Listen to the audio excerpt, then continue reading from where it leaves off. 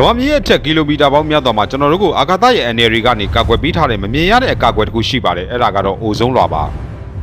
အိုဇုံးဆိုတာတကယ်တော့အောက်ဆီဂျင်အတန်3ခု O3 နဲ့ဖွဲ့စည်းထားတဲ့ဓာတ်ငွေ့ဖြစ်ပါတယ်ကျွန်တော်တို့အသက်ရှူတဲ့အောက်ဆီဂျင် O2 နဲ့မတူပါဘူး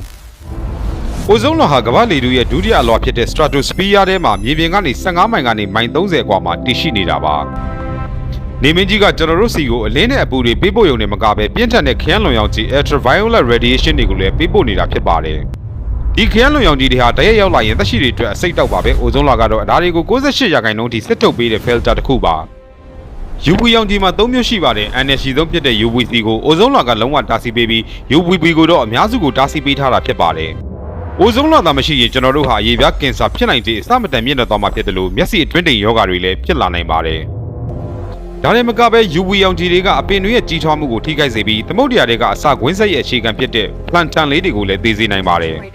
1980ပြည့်လွန်နှစ်တွေမှာသိပ္ပံပညာရှင်တွေဟာအံ့ဩစရာတစ်ခုကိုတွေ့ခဲ့ပါတယ်အနာတိကတိုက်အထက်ကအိုဇုံးလွှာမှာအပေါက်ကြီးတစ်ခုဖြစ်နေတာပါ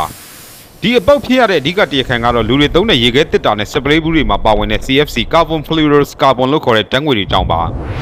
CFC တဲက chlorine atom တစ်ခုတည်းကတင်အိုဇုံး molecule ပေါင်း3သိန်းကျော်ကိုဖျက်ဆီးပစ်နိုင်တဲ့အစွမ်းရှိပါတယ်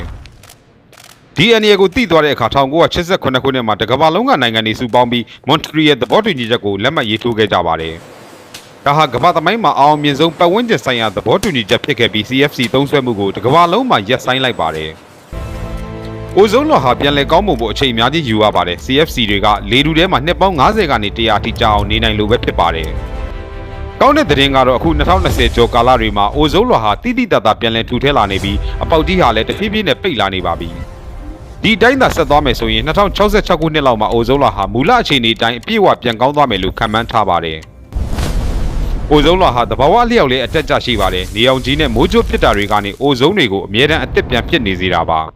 ။ဒါပေမဲ့သတိထားရမှာကအိုဇုံးဟာအပေါ်ယံလေထုထဲမှာရှိရင်အကျိုးရှိပေမဲ့မြေပြင်နားမှာရှိရင်တော့အသက်ရှူလမ်းကြောင်းကိုထိခိုက်စေတဲ့ညဉ့်ညမ်းမှုဖြစ်စေပါတယ်။မိတောင်ပောက်ကွဲမှုတွေကနေထွက်လာတဲ့အမှုန်တွေကလည်းအိုဇုံးလွှာကိုယာယီအားဖြင့်ပါလွှတ်သွားစေနိုင်တဲ့သဘာဝအနောက်ချက်တွေဖြစ်ပါတယ်။ကမ္ဘာကြီးပူနွေးလာမှုကအောက်ဘက်ကလေထုကိုပူစေပေမဲ့ stratosphere ကိုတော့အေးစေပါတယ်ဒါကလည်းအိုဇုံးပျက်စီးမှုကိုတစ်ဖက်တစ်လမ်းကအားပေးနေပါတယ်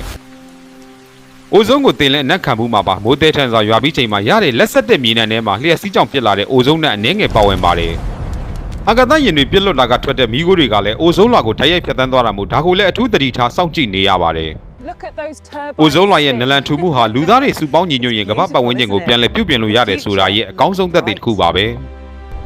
အိုဇုံးလွှာသာမရှိခဲ့ရင်ကမ္ဘာပေါ်ကကုန်းမြေပေါ်မှာဘယ်သက်ရှိမှရှင်သန်နိုင်မှာမဟုတ်ပဲသမုဒ္ဒရာအနက်ပိုင်းမှာပဲနေနိုင်ကြမှာဖြစ်ပါတယ်။